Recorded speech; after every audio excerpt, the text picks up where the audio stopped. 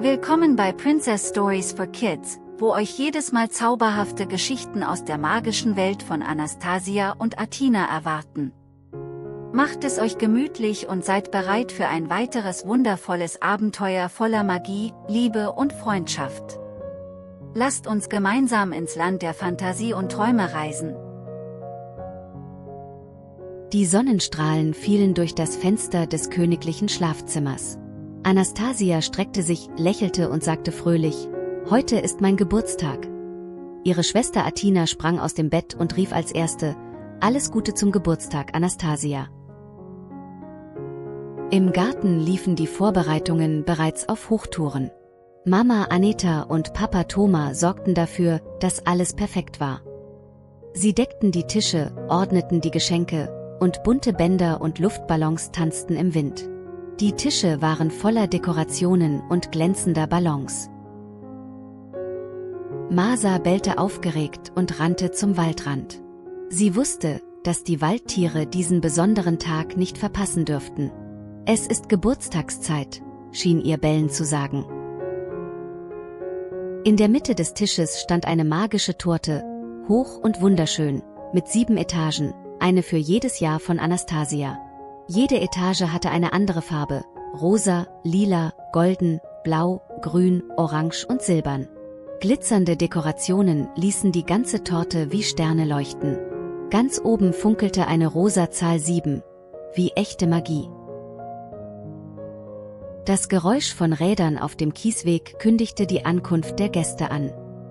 Omas und Opas, Tanten und Onkel, Brüder und Schwestern. Sie kamen alle in wunderschönen Kutschen. Jeder trug ein Geschenk, liebevoll in buntes Papier mit großen Schleifen verpackt. Die Familie schenkte Anastasia warme Umarmungen und liebevolle Wünsche.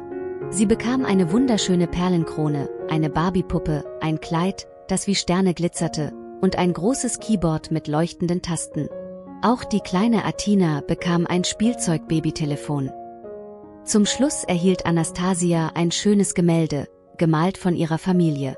Ihre Augen leuchteten vor Freude.